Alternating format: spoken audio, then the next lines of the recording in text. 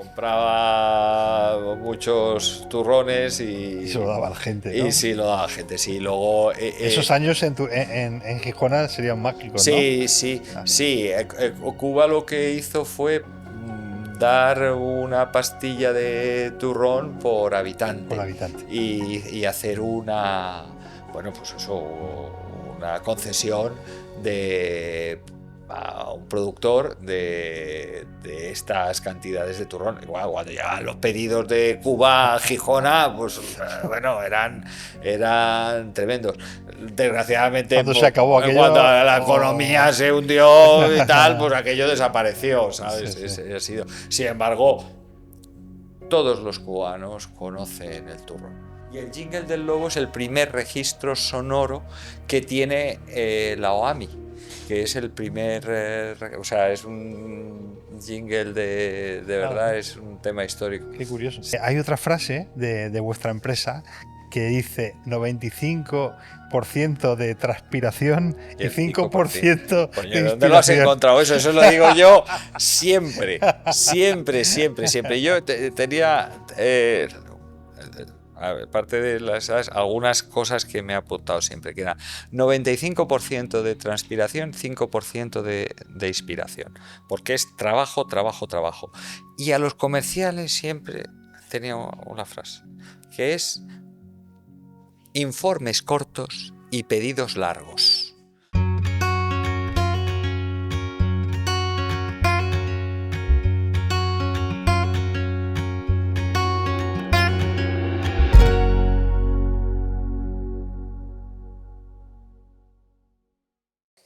Hoy nos adentramos en un universo de sabor, historia y pasión. Un universo que huele a almendra tostada y miel y que resuena con un eco de casi 3 siglos de dedicación. Nos referimos, por supuesto, al fascinante mundo del turrón. Y para guiarnos en este viaje tenemos el privilegio de contar con una figura que encarna la esencia misma de esta tradición y su evolución. José Manuel Sirvent Baeza, la 10ª generación de una estirpe familiar que ha convertido el arte de hacer turrón en un legado inmortal. Presidente de Confectionery Holding, el gigante detrás de marcas tan icónicas como El Lobo y 1880, y líder de la Asociación de Fabricantes de Turrones Derivados y Chocolates de la Comunidad Valenciana. José Manuel no solo produce turrón, él vive y respira la historia y el futuro de este dulce tan nuestro. Buenos días, José Manuel. Es un auténtico placer tenerte aquí en nuestra casa, aquí en este espacio de comunicación. Me une contigo una gran amistad, pero por mi parte un gran respeto y una gran admiración a todo lo que haces y a todo lo que ha hecho tu familia hasta ahora, ¿no?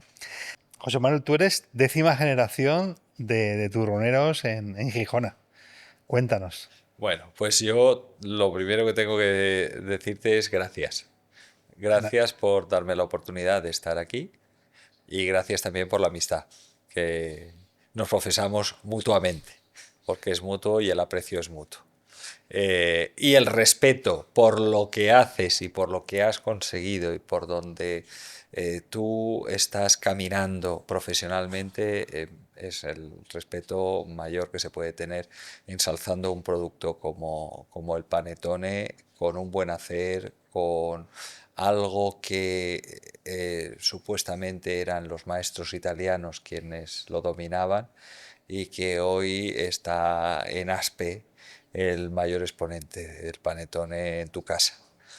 Entonces, a partir de ahí, porque mucha gente no sabe lo difícil que es conseguir este tipo de hitos, y entonces el respeto es obligado.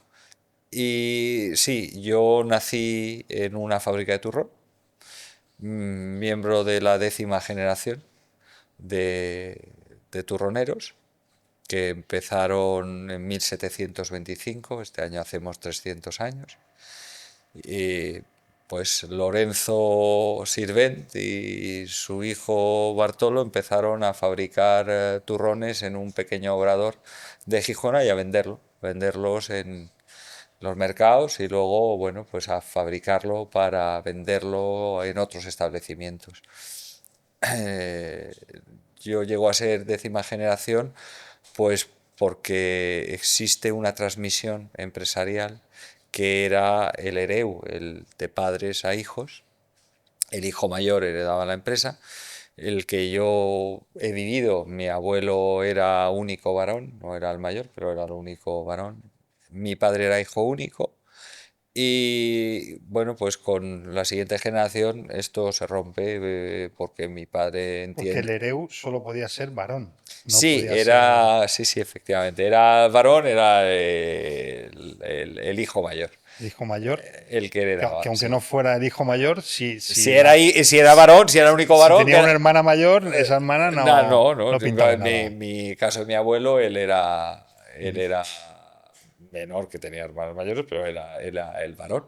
Ujú. Y bueno, pues en caso nuestro, yo tenía un hermano mayor y desgraciadamente tuvo un accidente de tráfico y falleció con 25 años, estando su mujer embarazada, y que tengo una sobrina maravillosa de él.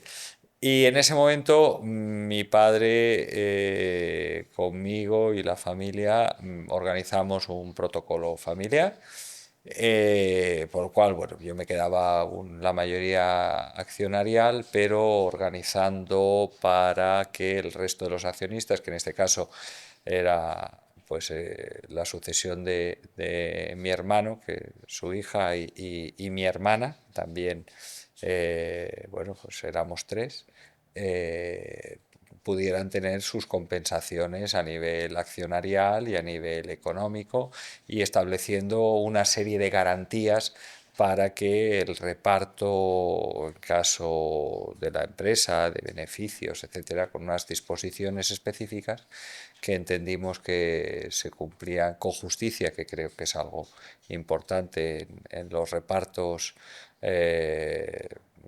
sucesorios, porque si no se entiende con justicia difícilmente habrá paz familiar y accionarial. Bueno, pues se cumpliera, y ha sido desde entonces. Ujú.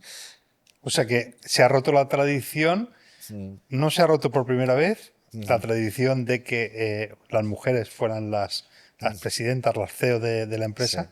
Ya se había roto anteriormente porque un abuelo tuyo en tiempo de guerra había tenido que estar fuera de la fábrica y tu abuela se había tenido que hacer cargo. Sí, Entonces sí. se había roto ahí un poco Sí, sí, la... es verdad. Cuéntanos Es esta verdad, historia. bueno, en nuestro caso, bueno, pues es verdad que de forma permanente es la primera vez que gestiona la parte femenina, es decir, mi hija y mi sobrina son las mayores accionistas de la empresa, y gestionan junto con el equipo directivo. Pero mi abuela se hizo cargo de la empresa cuando mi abuelo se fue al frente. Es decir, bueno, pues en el año 36, pues él se fue al frente y ella pues se quedó al mando de una empresa con personal, con mi padre pequeño y con todo lo que tocaba. Entonces estuvo durante todo ese tiempo al cargo de la empresa. Es verdad que tomando todas las decisiones, fabricaban turrón, lo que se podía, haciendo, bueno, pues lo que en ese momento de dificultad se podía, pero manteniéndolo. Cuando él volvió, fue él el que tomaba las decisiones, tal, pero ella nunca se apartó totalmente. O sea que yo he conocido a mi abuela ejerciendo profesionalmente, y llevaba lo que era la organización de la fábrica. Ya no se metía en las partes comerciales, que mi abuelo era el que tomaba esa parte. Ya no sé cuánto se metía, de cara a los demás no se metía, porque probablemente de puertas para adentro y en el dormitorio seguramente se metiera algo más. Pero sí en la organización de la fábrica, de la planta, del trabajo, de las disposiciones, trabajó codo con él durante mucho tiempo. Sí, ese ha sido. De hecho, yo fui director general por las circunstancias que te he comentado antes, cuando mi hermano falleció y bueno, pues yo me hice cargo de la empresa muy joven, con 24 años. Y todavía tenía consejos de administración con mi abuela y con mi padre. Y teníamos esos consejos de administración que eran, y ella preguntaba muy Muy fino. incisivamente y muy fino. Las preguntas eran claves, Sí, sí. eran puntos claves de la marcha del negocio. Es Ujú, decir, esto y esto, y se hacía una idea de cómo iba ujú, todo. Sí, sí, ujú. sí. Pues bueno, yo me alegro mucho de que ahora la nueva, o sea, la 11 generación Sí, sean mujeres, ¿no? Y que sí, se sí, haya roto sí, sí, este cuento, ¿no? Porque realmente en el mundo del dulce, ¿no? De, como pasado en las generaciones de nuestra familia, nosotros venimos de dulce hasta la generación de mi bisabuelo, nosotros somos séptima generación, pero hasta la generación de mi bisabuelo eran confiteros y luego ya mi abuelo es pastelero, ¿no? Entonces, era mi padre y nosotros y tal. Pero la mujer siempre estaba al mando del obrador también, sobre todo en la tienda, ¿no? Atendía al público, se encargaba de trabajos a lo mejor de ayuda en el obrador, pero el papel de la mujer dentro de los oficios pequeños, del pequeño comercio y de la pequeña industria o obrador pequeño es muy importante, ¿no? Nosotros, cuando aclaramos toda la genealogía de todos las 7 generaciones, en las cajas de las tartas tenemos puesto el nombre de todos los pasteleros y al lado el nombre de la mujer del pastelero, de las abuelas, ¿no? Porque entendemos que son pues tan importantes como ellos, ¿no? Porque siempre, sí, sí, ¿no? Bueno, antiguamente todo era sí, el sí, hombre, ¿no? sí, sí. Entonces, pues reconociendo esta labor, pues están ahí todos los nombres de Sí. todas. Oye, pues eso es importantísimo. Nosotros en el árbol genealógico que ahora tenemos en las tiendas también lo ponemos porque es el reconocimiento. Es curioso lo que dices de confitero porque nosotros, en nuestra familia, el bisabuelo de mi abuelo, es decir, consiguió el título de confitero, que se lo dio Fernando VII, porque eso le permitía legalmente la utilización del azúcar, El azúcar. porque sin el título de confitero, el turrón solo lo fabricaba con almendra y miel Miel. y no podía utilizar el azúcar.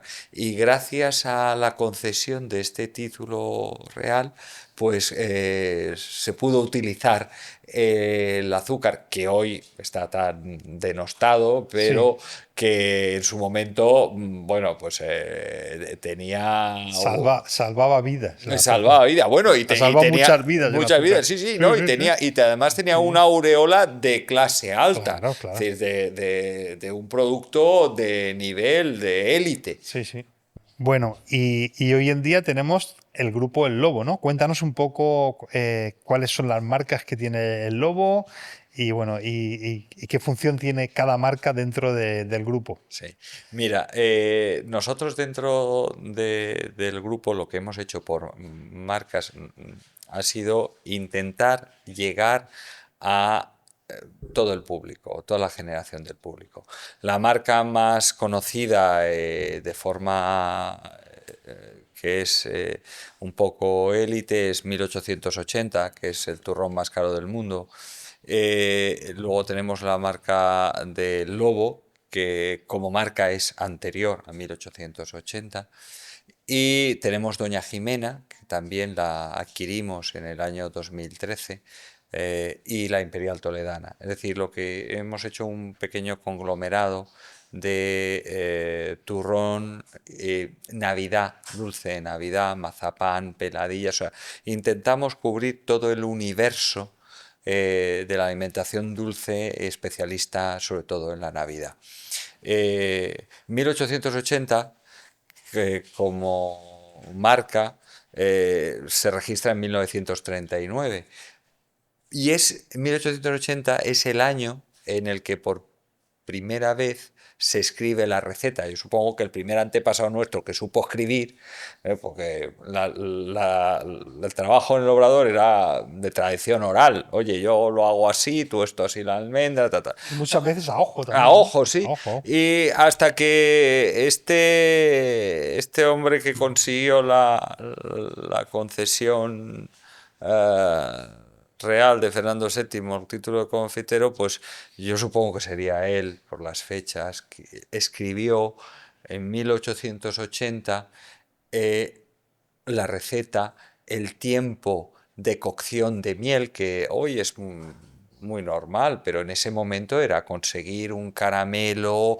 que además estuviera crujiente, no era sencillo. Entonces escribió la receta, los kilos de almendra, los kilos de azúcar, los kilos de miel, poca azúcar, mucha miel, porque también los aspectos ahí, que si la miel era azahar para que fuera única, no tuviera mezclas, que si la almendra era marcona, en fin, escribió una serie de recetas con tiempos y ese producto lo fabricábamos cuando se acababa la producción habitual y se fabricaba para la familia y para los empleados de la empresa.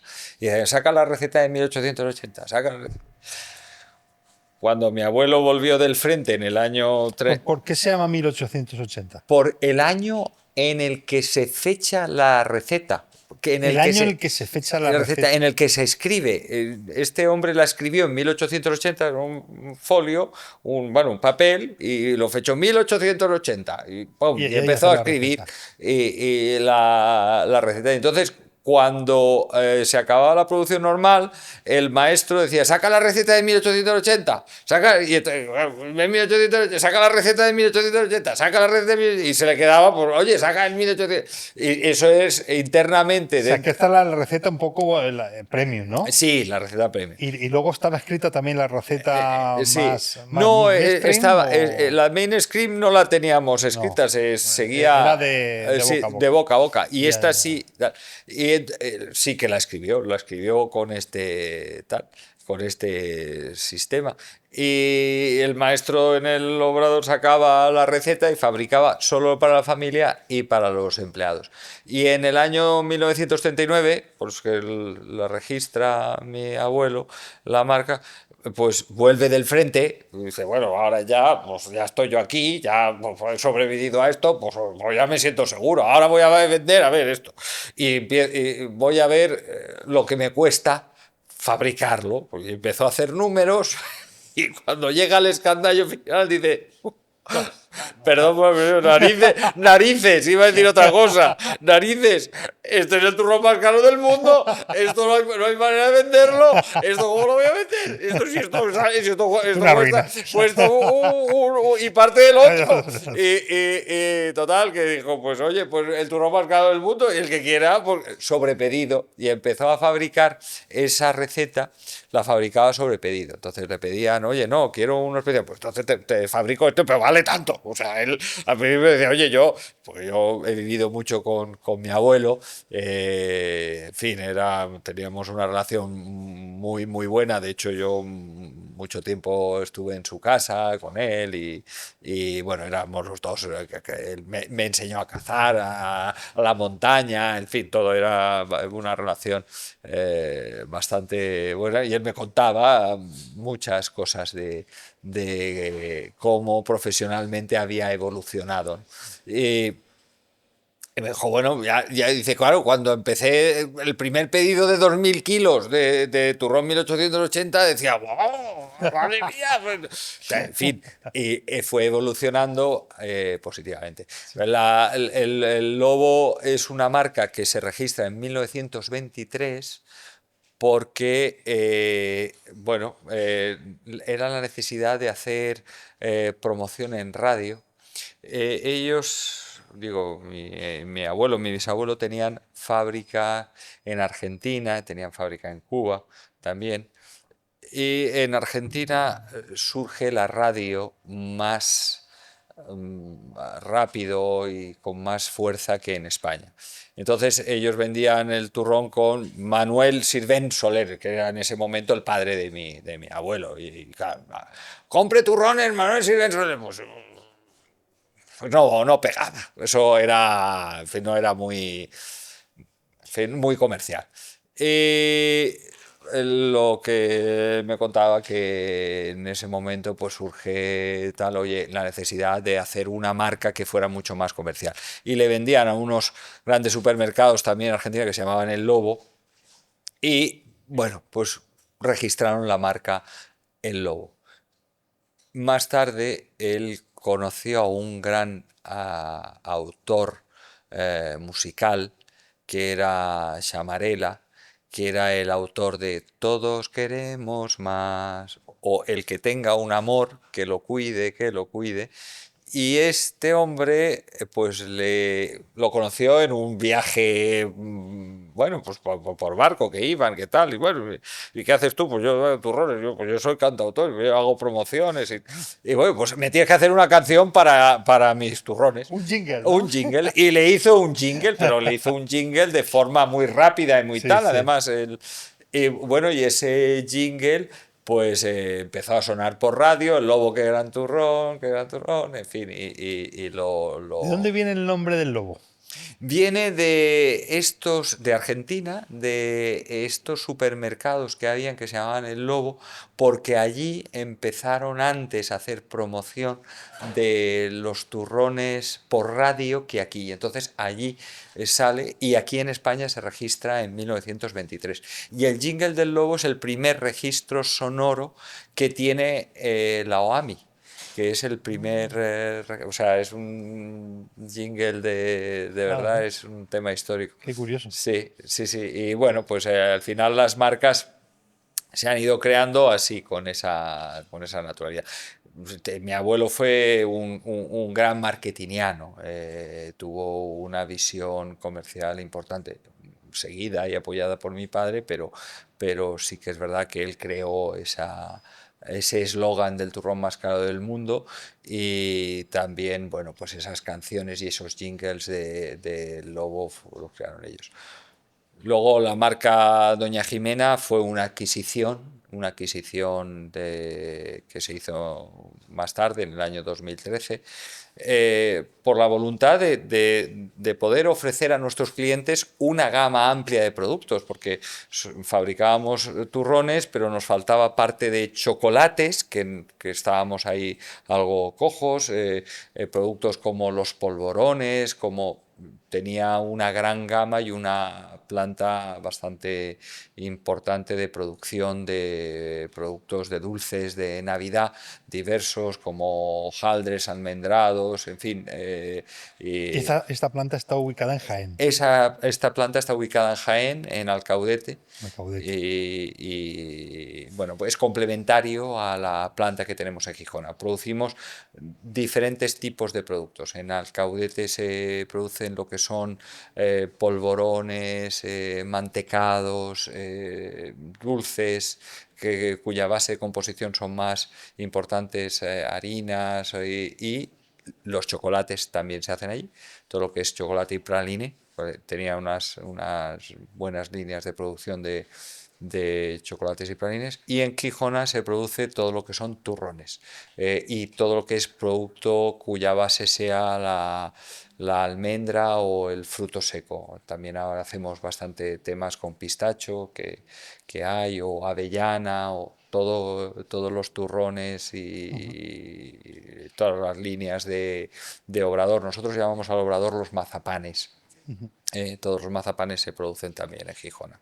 O sea Ujú. que son líneas complementarias para poder dar una gran gama de productos a nuestros clientes.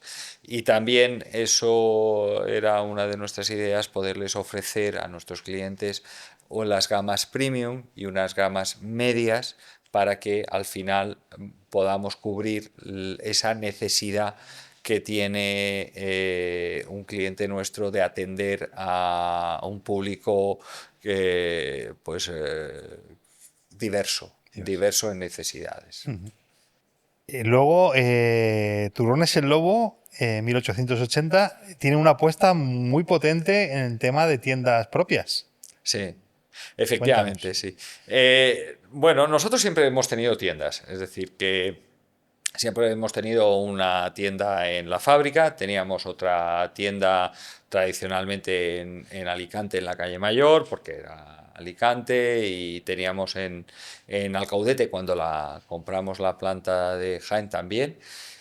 Pero mis abuelos tenían y mis abuelos tenían tienda en Madrid también para vender productos y en Barcelona. En los años 70 estas tiendas que estaban en el centro, los centros de las ciudades en esa época empezaron, sobre todo al principio de los 80, a decaer y cerramos esas tiendas. Bueno, vimos que el llevar nuestro producto a un canal de consumo turístico, porque en realidad nuestras tiendas fuera de la Navidad el cliente es un cliente extranjero, era una apuesta interesante que nos podía ayudar a diversificar el momento de la venta, no solo los productos, sino también la desestacionalización. Y bueno, en parte se cumple este propósito. Hoy tenemos 14 tiendas y tenemos en Madrid, y tenemos en Valencia, tenemos en Málaga, vamos a abrir ahora también otra en Madrid dentro del, del Real Madrid, dentro del estadio.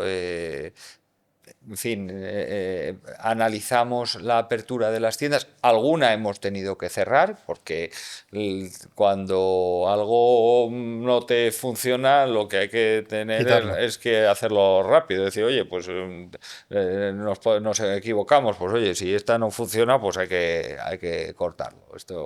Nosotros solo podemos tener aquello que funcione. Lo que no funcione, pues no es. No tenemos un objetivo de apertura de tiendas. A veces me dicen, no, es que, pero ¿cuánto, qué objetivos? Nuestro objetivo es que funcione y que sean rentables. A partir de ahí las analizamos. Si no son y no cumplen el objetivo, pues oye, vergüenza decir me he equivocado y No pasa como no nada. pasa nada, o sea, me he equivocado, pues sí, me he equivocado y la cierro. Pues Vete. eso de mantener algo que te vaya a costar dinero, pues esto puede ser que para otro tipo de empresas funcione, pero para nosotros no tiene sentido. O sea que eso es Ujú. así, sí. También tienen mucha presencia también en las tiendas de los aeropuertos, ¿no? Sí, sí, también es cierto, tenemos algunas, incluso alguna dentro de algún aeropuerto, tenemos alguna tienda también.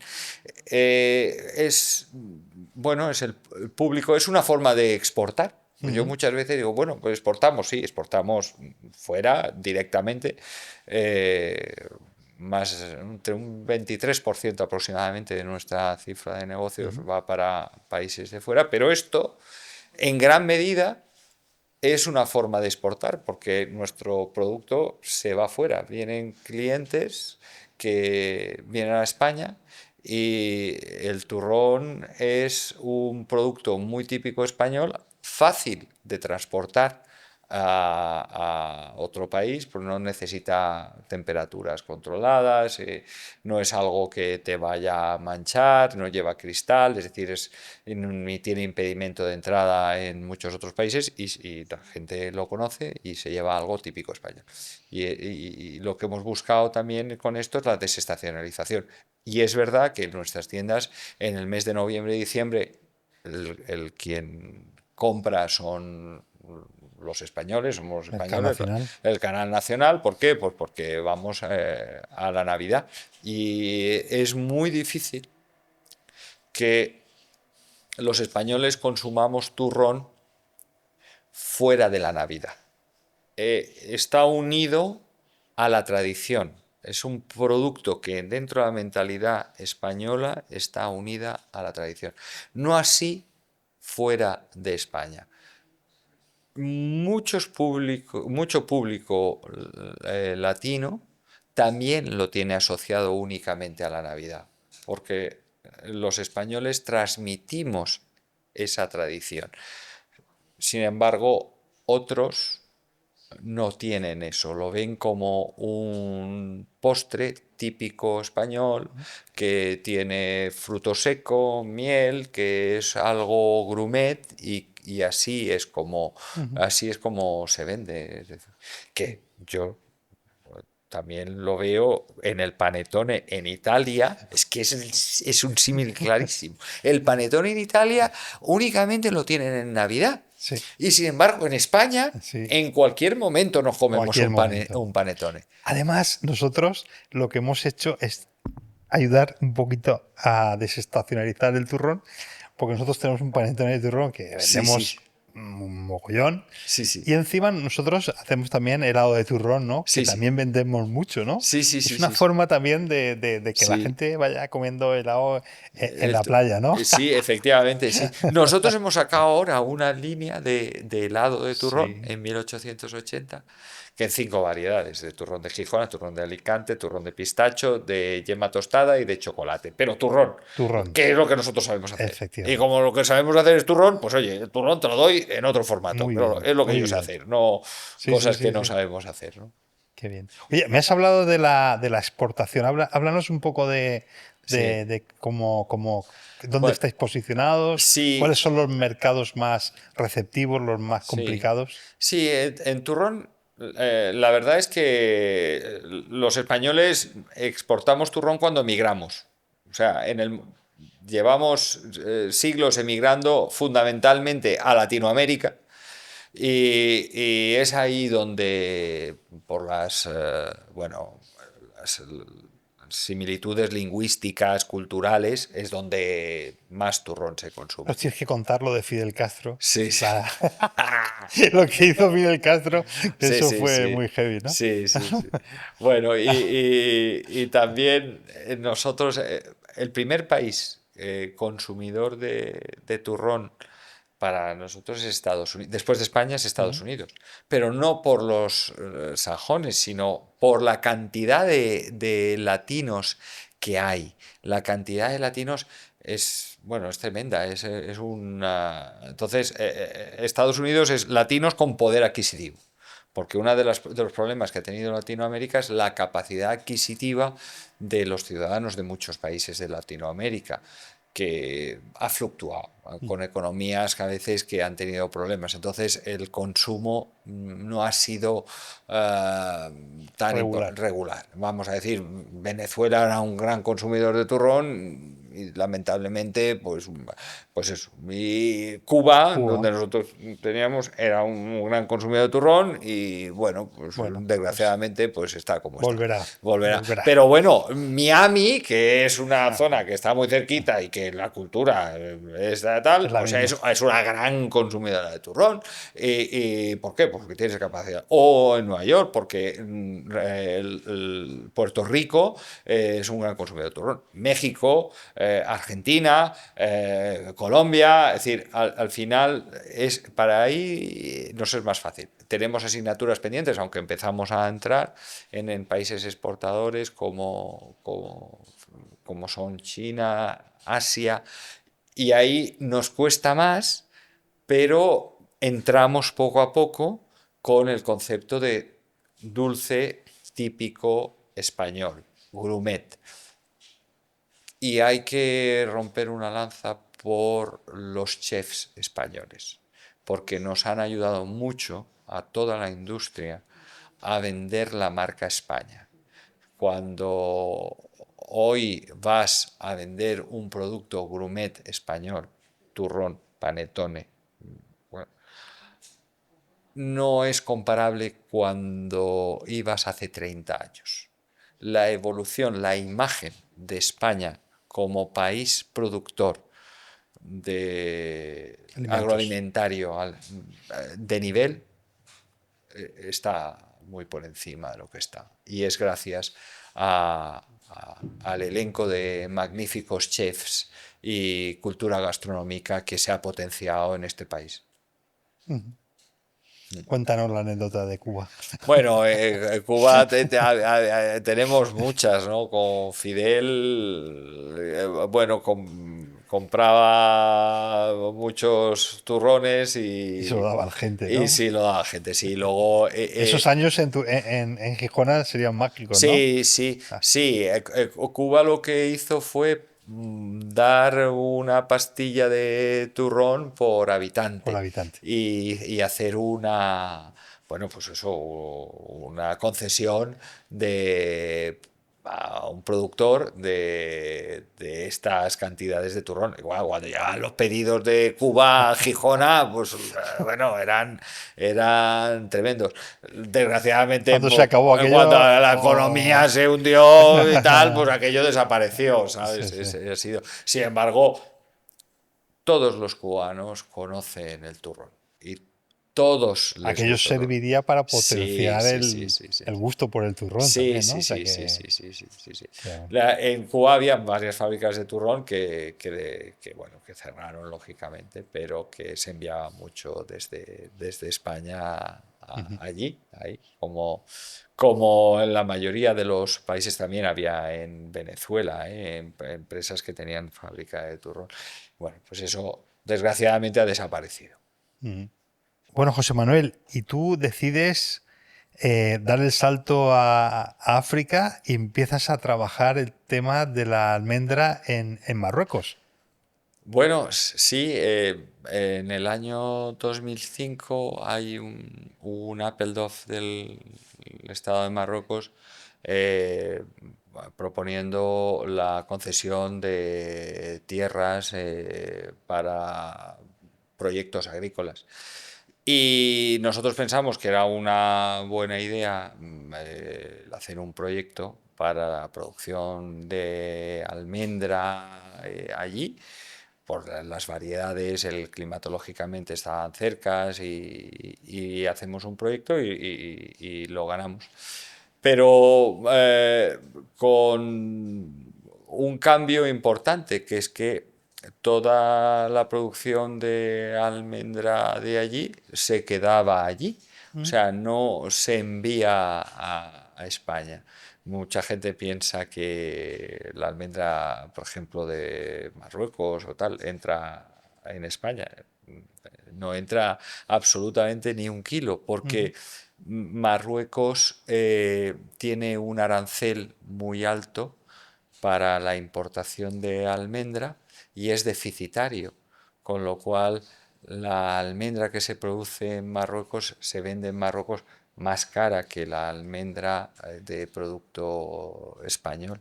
Ujú. Eh, con lo cual el proyecto fue cambiado completamente después del año 2005, inmediatamente se cambia y se produce allí, se procesa allí y se vende a los consumidores locales de allí que tienen que importar además almendra de Estados Unidos porque con la Unión Europea, bueno, pues hay un arancel muy alto y con Estados Unidos el arancel que existe es un 20%, que es el IVA de importación. O sea, es completamente, o sea, empezó siendo pensando que íbamos a producir una almendra para la utilización de productos de confitería y acabó siendo un proyecto completamente distinto, Ujú. que es la venta de materia prima al mercado local. Sí, pero para hacer este proyecto tuviste que desarrollar algunos aspectos que no estaban allí, ¿no? Sí, sí, Hiciste una innovación allí sí, sí, realmente sí, en sí, Marruecos, ¿no? sí, sí, Ayudasteis un poco sí, a sí, generar. sí, hombre, ayudamos bueno, a desarrollar la cultura de la almendra porque fundamentalmente lo que les pasaba en Marruecos es que tenían variedades de almendra que eran francesas que no estaban adaptadas, que además muchas de ellas no polinizaban al mismo tiempo, tenían fechas de floración distinta, necesidades de frío completamente fuera de los datos climatológicos que había. No se conocía bien la cultura del almendro y bueno, pues ayudamos a eso y a la instalación de rompedores y clasificadores de almendra automatizados Hoy en muchas zonas de Marruecos tú sigues viendo como aquí hace 60 años personas rompiendo almendra con dos piedras, es decir, pero un montón de sitios donde se sigue procesando de forma manual. Nosotros ya, bueno, pues avanzamos y adaptamos maquinaria y lo pusimos para el mercado local, bueno, pues está desarrollándose su industria propia de confitería, muy básica, todavía muy manual, pero hay muchos dulces eh, marroquíes que son similares a los dulces españoles y el empleo de la almendra es fundamental en los productos de confitería y de dulces en Marruecos.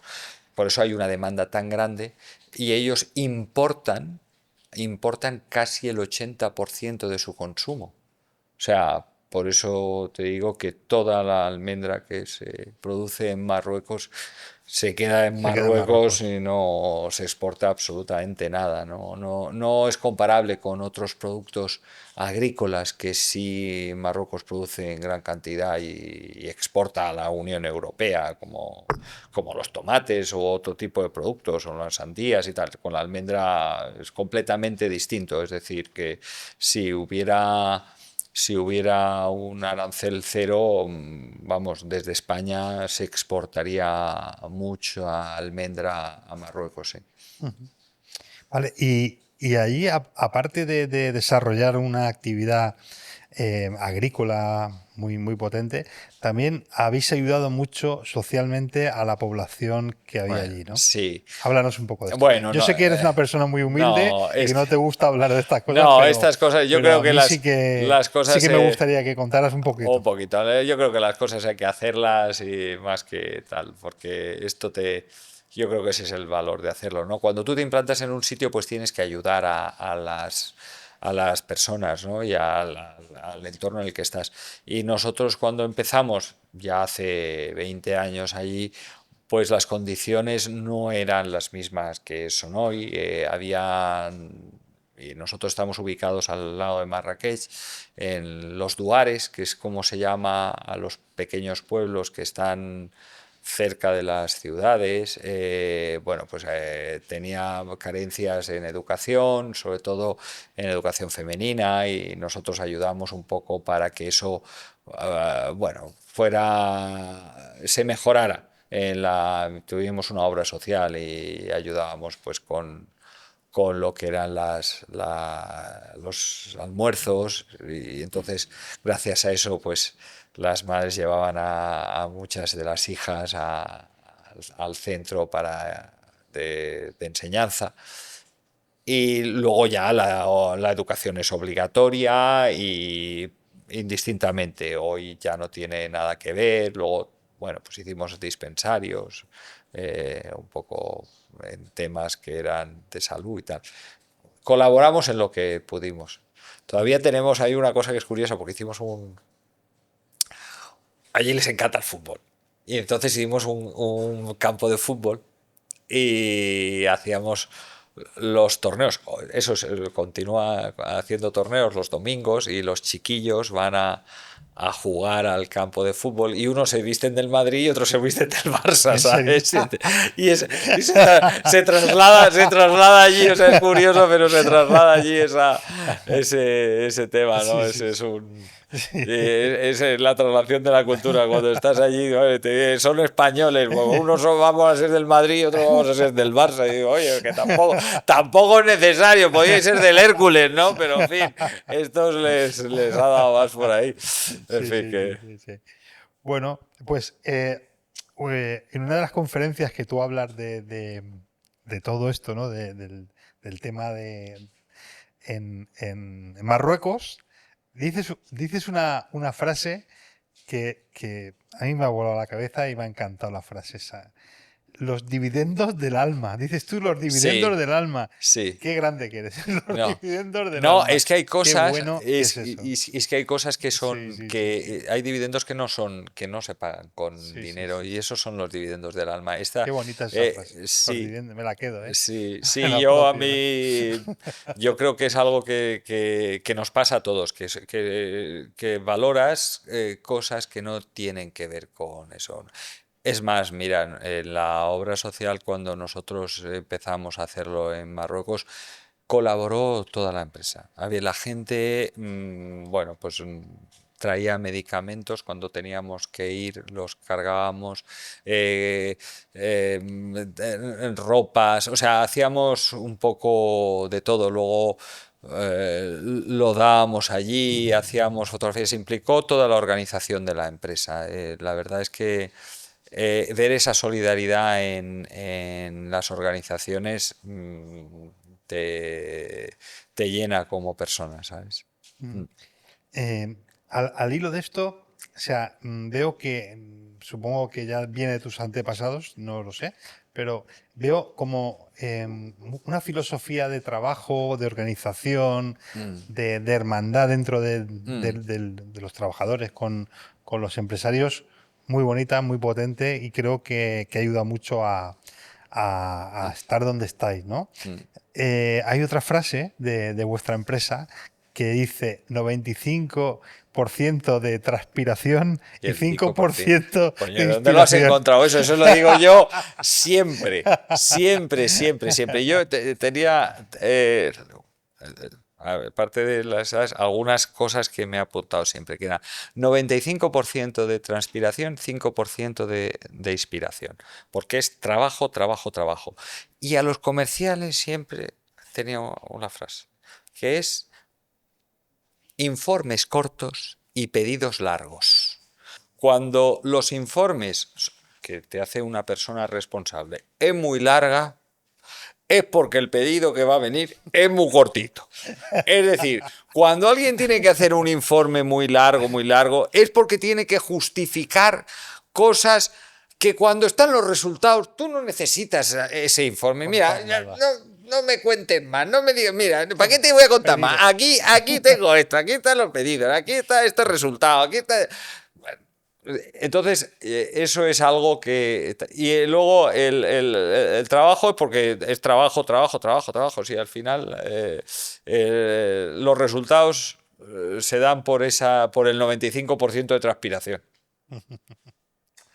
Bueno, y luego eres presidente de la Asociación de Fabricantes de Turrones Derivados de Chocolate de la Comunidad Valenciana. Sí, sí, sí, la verdad que ahí es en la asociación de fabricantes que tiene la sede en Gijona, en la misma sede compartida con el Consejo Regulador.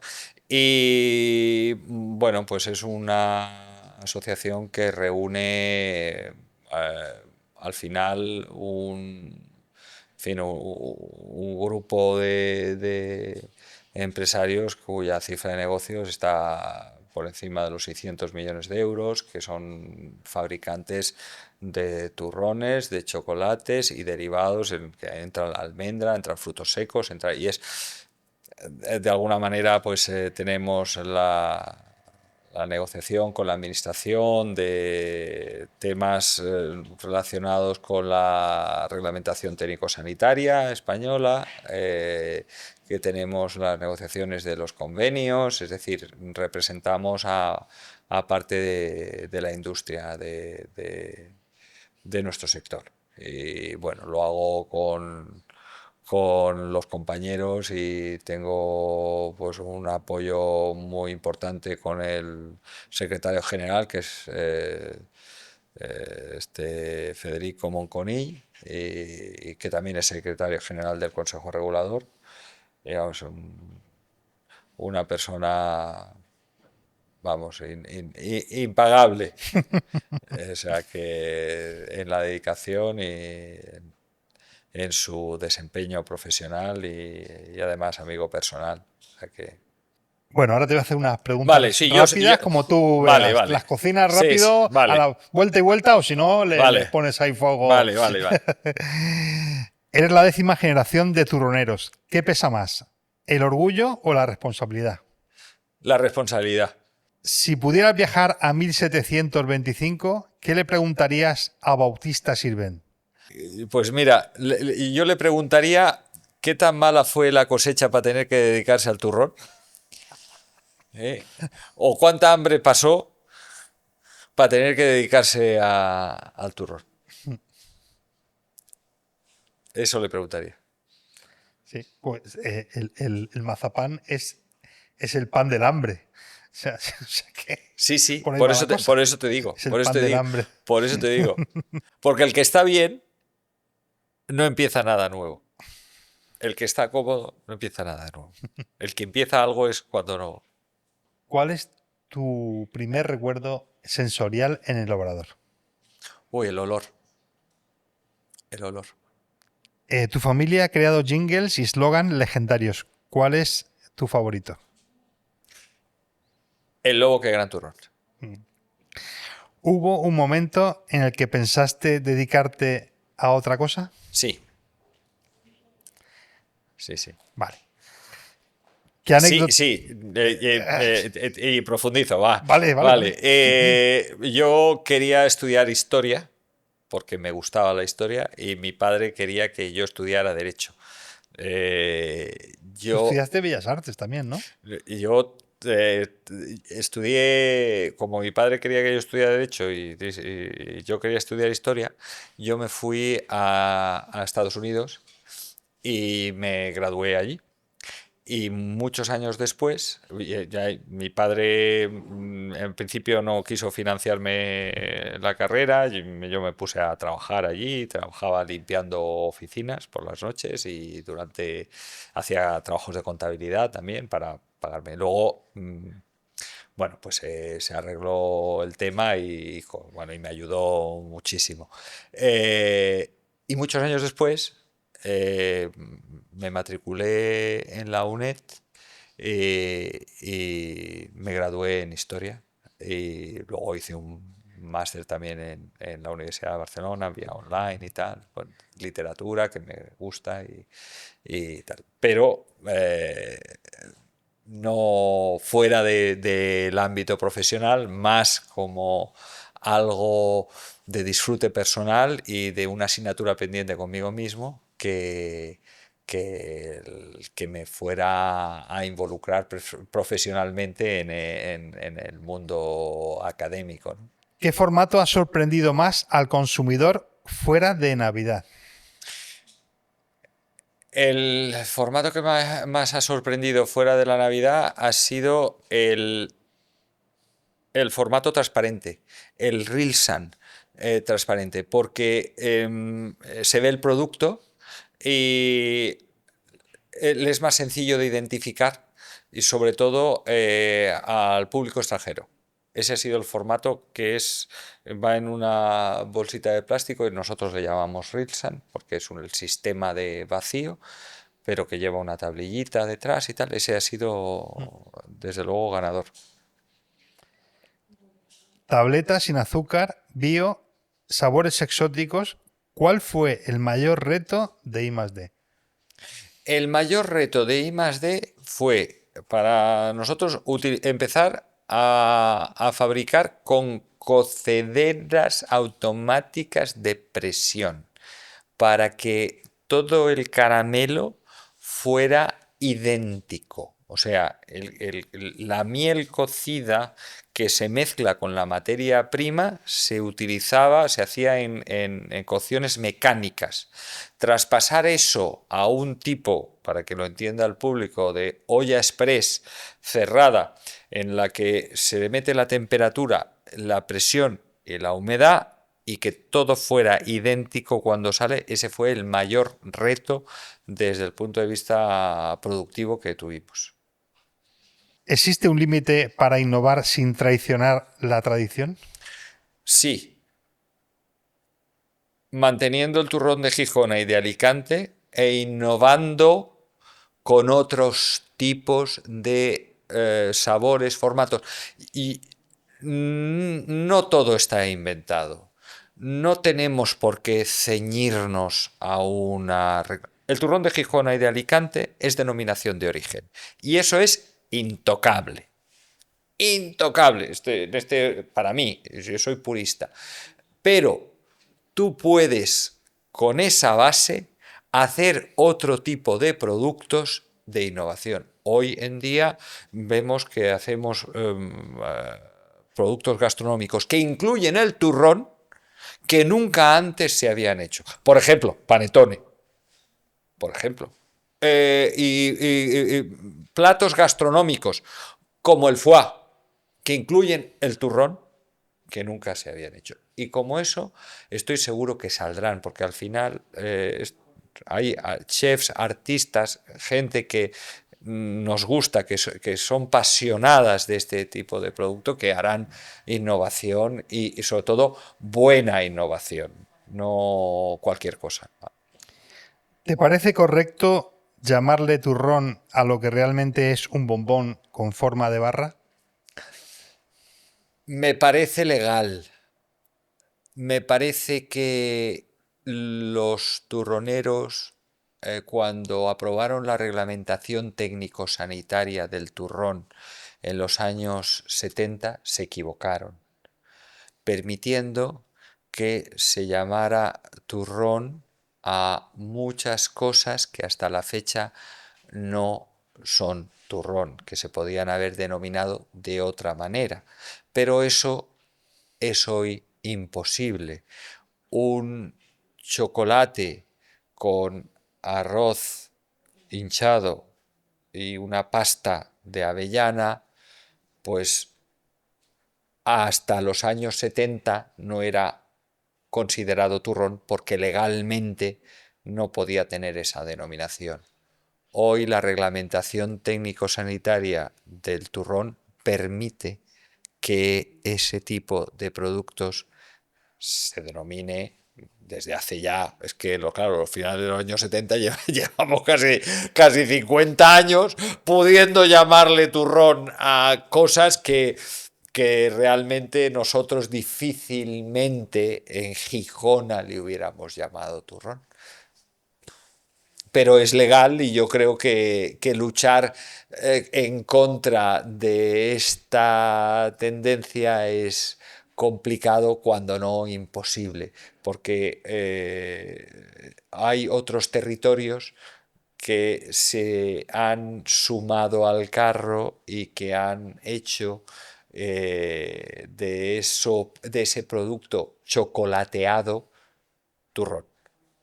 Sin decir que cada vez más hay más consumo de turrón chocolateado. De eso que nosotros pensamos que no es tan ortodoxo, pero que el consumidor joven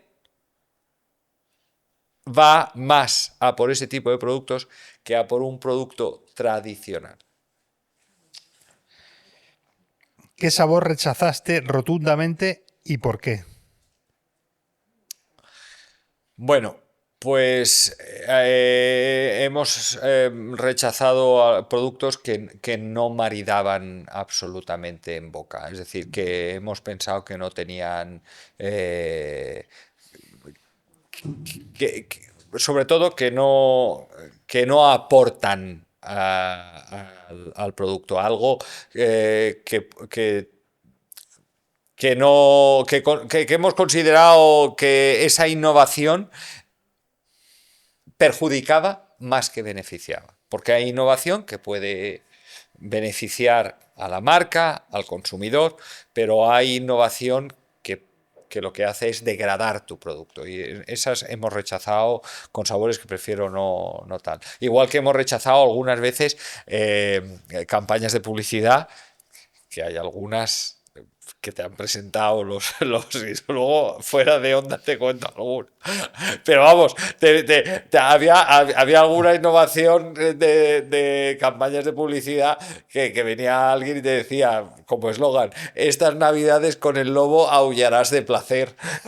Claro, claro, eso, aullarás de placer. Hombre, sonaba más a otro tipo de producto que al turrón, ¿sabes? Y esa es una campaña que rechazamos. Una cremita untable, por ejemplo. Sí, sí, sí, una cremita untable, De aullarás de turrón. placer, De vamos, pero turrón. vamos, de turrón. Bueno. Bueno.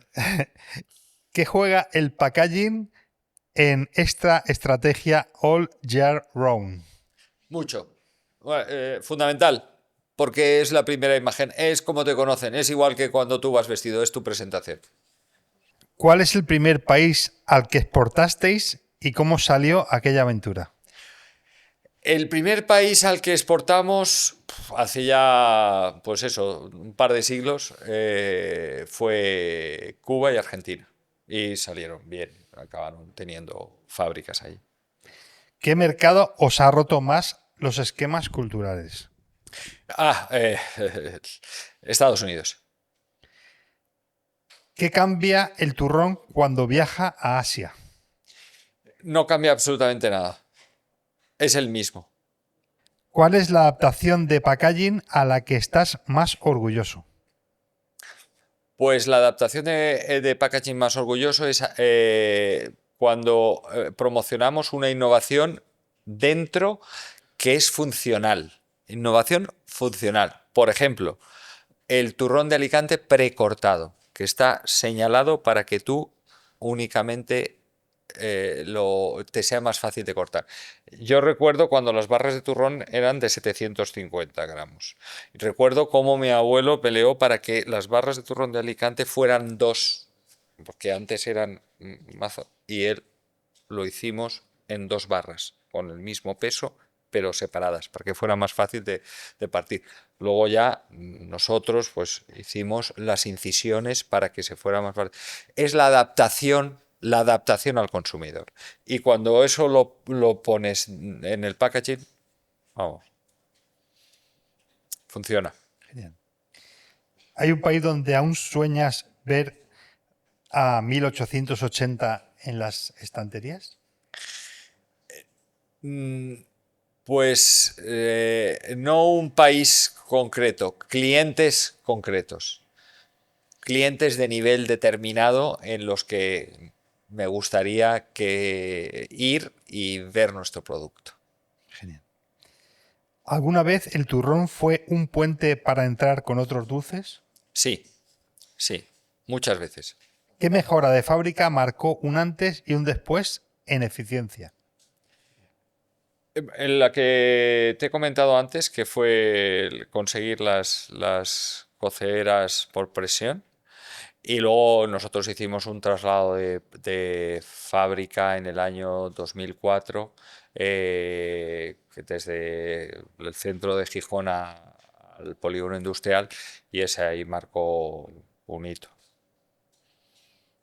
¿Envases compostables o reciclables? ¿En qué punto estáis? Reciclables, hoy reciclables. Compostables no hemos llegado porque nuestro producto tiene una vida muy larga. ¿Cuál es la inversión anual en I+D y cómo se decide? No hace falta que me digas una cantidad de dinero Bueno, podemos determinada. estar aproximadamente en el 5% de reinversión en I+D, sí. ¿Cómo decidís esto? Esto tenemos un comité anual y ahí lo plasmamos dentro de ese comité. Lo hablamos, los responsables de ese área. ¿Cómo afecta el cambio climático al suministro de miel y almendra? Uf, pues mucho, mucho. Eh, la problemática de las abejas creo que es por todo conocida, con lo cual tenemos aún, y además es gordo, es importante, y nos causa mucho miedo. Y en la almendra, fundamentalmente las sequías. Las sequías que hacen la escasez de la producción en general agrícola, de total, pero sí, sí. Si pudieras instalar mañana la máquina de tus sueños, ¿qué haría? Vender.